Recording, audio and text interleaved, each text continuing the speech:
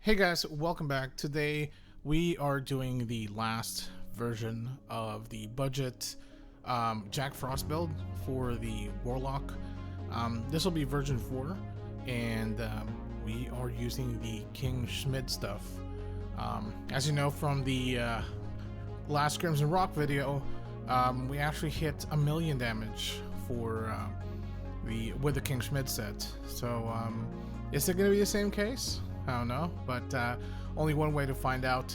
First, Circlet of Time. Obviously, M attack plus 15 per 2 refines. You get minus 3% VCT per 3 refines, and additional 20% Jack Frost and Chain Lightning damage per 3 refines. Now, every 4 refines, you get 5% wind and water property magic damage. Plus 11, you get 5% M attack, which doesn't really matter. Plus 9 should be enough. Now, we have the Luck enchant as well as a Temporal Jewel Int, level 1. Heal effectiveness plus 1%, M attack plus 2 per 2 refines, M attack plus 1% per 5 refines, and we have the Lictern blue card here, M attack 10, water magic damage plus 5%, an additional 5% if the headgear is at plus 9. Now the only OCP in the build is the Phantom Ears, 10% magical damage to all sizes, 5% reduced damage from players, immunity to sleep, and if intensification is at level 5, you get 100% FCT reduction for Jack Frost, and additional 80 seconds cooldown for intensification. When recognized spells level 5, you get additional 15% ACD reduction, and we have the Weekend Friender card here for the additional 25 attack, just a good generic M attack card for the magic class. Next, we are going to take a look at the King Schmidt's suit. Can't be destroyed, 10% damage to medium and large size monsters. Plus 7, you get 10% more damage to shadow and fire monsters. Plus 9, you get minus 15% damage from dragon and formless. And at plus 11, you get 10% more damage to medium and large size monsters. Now in combo with the King Schmidt's Mantu, you get 5% SP and HP, and when both of them are plus 11, plus 22 in total, you get 15% ACD reduction. You got Agi and 2 Luck enchants here, and the Sweet Nightmare card, M attack 20, and the anti-cast cancellation when you're being attacked is a really good effect. Next, the King Schmidt's Mantu, plus 2% damage to fire and shadow per 3 refines. At plus 7, you get 5% more damage to, less damage from dragon and formless. Plus 11, you get 15% more damage to dragon and formless monsters. You have the Spell 3 enchant here, M attack 12 plus 8% VCT reduction, we got 2. And Spell 4, M attack 15, minus 10% VCT reduction. We have the Face Worm Larva card here, 15% neutral property resistance, and 3% water property damage per refine. So at plus 11, that's plus 33%. Next, the Temporal Dex Boots. You can actually get away with the Temporal Int because technically with FCT is already covered by Phantom Ears.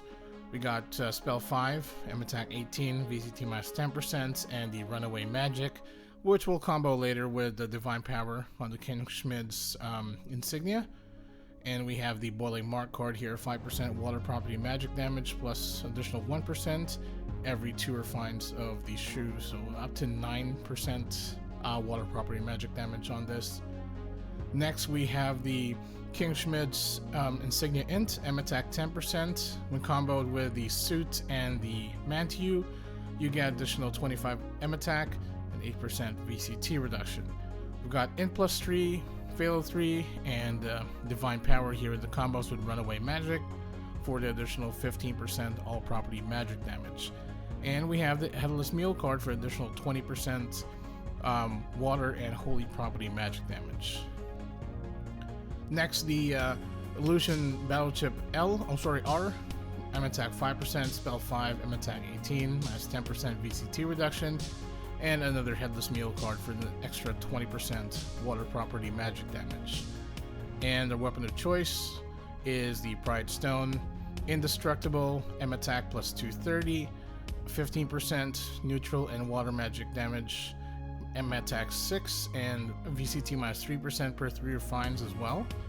And at +7 you get 10% Comet and Jack Frost damage. At +9 you get 10 second cooldown from Comet and 1.5 second cooldown for Jack Frost, which brings it down to 2.5 seconds. And +11 you get additional 20% damage for Jack Frost and Comet. We got 2 blue Pitaya cards here, 10% water property magic damage. At +10 you get additional 10%. And obviously we're not going to get the +14 bonuses because it's only a +11, but still 40% for both. So let's go ahead and do a little bit of a damage test, and hopefully we can hit 1,000,000 damage with Jack Frost. Alright, let's do the large dummy first. 300k. 380. Actually doing a lot better, to be fair. Let's see, mystical amplification. Let's see how much damage we're doing. 430. 393. 467. Okay. Runaway magic just proc. 691. 678. Okay. Alright, next the fire dummy for the elemental bonuses. 580. Okay. 627. Nice. Let's try mystical amplification. Hopefully runaway magic procs. 714. 677. And if runaway magic procs, we could actually easily get 1,000,000. Alright, there we have it. We didn't hit 1,000,000, but had the runaway magic activated, we would have hit that 1,000,000 easily. But obviously it's a random chance, and unfortunately it only happened when we were hitting the large dummy, but still pretty good. You know, King Schmidt set still lives up to you know, to what it does in terms of, you know, really good F2P, but it's pretty hard to really get, to be fair. My thoughts on this whole series of the Jack Frost builds, I would still recommend the Gray set.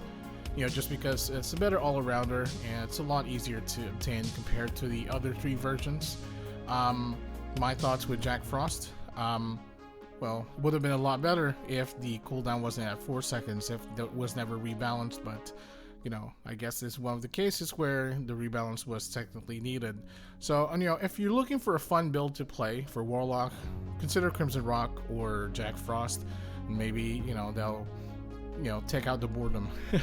So hopefully you guys enjoyed the video. If you like it, give it a thumbs up, subscribe to my channel, and I will see you guys next time.